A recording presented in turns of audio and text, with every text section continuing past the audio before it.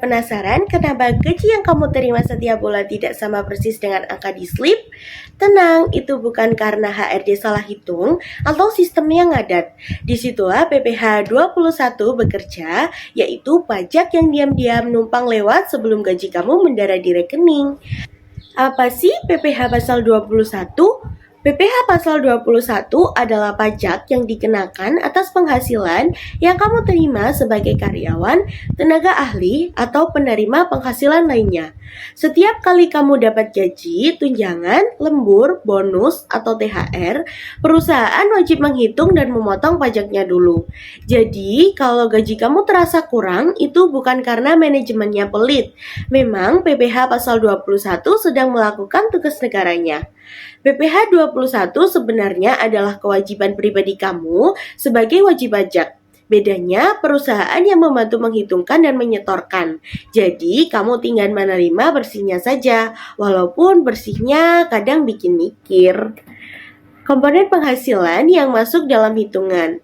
Dalam PPh pasal 21 ada beberapa komponen penghasilan yang ikut masuk hitungan, yaitu gaji pokok, tunjangan jabatan, tunjangan transport atau makan, lembur, hingga THR atau bonus. Semua komponen ini digabung menjadi penghasilan bruto, alias total penghasilan kamu sebelum kena potongan apapun. Ini biasanya angka yang bikin kamu bahagia sebentar sebelum pajak datang menyapa. Penghasilan bruto kemudian dikurangi beberapa potongan yang diakui seperti biaya jabatan dan iuran BPJS Ketenagakerjaan. Setelah dikurangi potongan-potongan ini, barulah didapat penghasilan neto.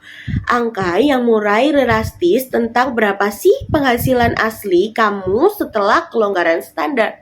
Penghasilan neto kemudian disetahunkan, lalu dikurangi PTKP untuk menemukan angka yang paling menentukan nasib pajak kamu, yaitu PKP. Apa sih PKP itu? PKP penghasilan kena pajak adalah bagian dari penghasilan kamu yang benar-benar akan dikenai pajak setelah dikurangi PTKP. Jadi alurnya penghasilan neto dikurangi PTKP hingga hasilnya menjadi PKP. PKP ini seperti bagian gaji yang dianggap negara. Oke, kamu sudah cukup kuat. Di sini aku ajakin dikit. Sementara PTKP adalah bagian yang dianggap perlu buat hidup, jadi tidak dipotong. Tarif PPh 21 tarifnya memakai sistem progresif dari yang paling ringan sampai paling bikin deg-degan.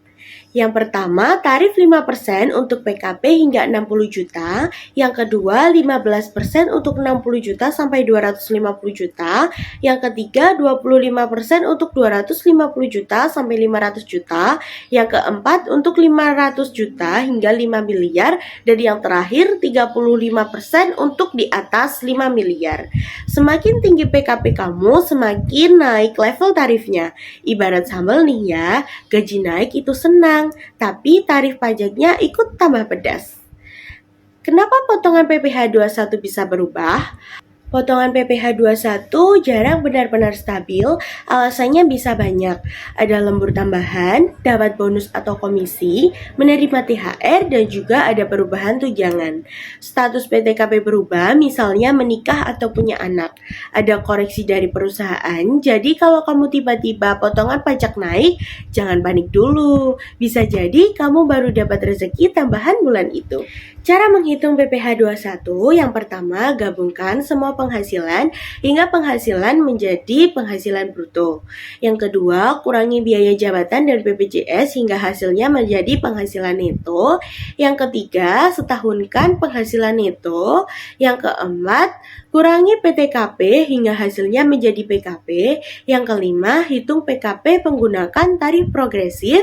Dan yang keenam, pajak setahunkan dibagi 12 hingga hasilnya menjadi PPh 21 per bulan. Selesai. Simpel kan kalau sudah paham alurnya? Berikut contoh soalnya. Tuan Ahmad memperoleh gaji sebesar 6.500.000 tiap bulan dengan status PTKP Tuan Ahmad adalah TK0. Berapa PPh pasal 21 yang dikenakan kepada Tuan Ahmad? Pembahasan. Gaji pokok 6.500.000 per bulan dikurangi dengan adanya pengurangan penghasilan, yaitu yang pertama ada biaya jabatan. Gaji pokok dikali 5% sama dengan 6.500.000 dikali 5% hasilnya 325.000. Yang kedua, penghasilan neto per bulan, yaitu gaji pokok dikurangi hasil biaya jabatan. Gaji pokok 6.500.000 dengan dikurangi biaya jabatan 325.000, hasilnya 6.175.000.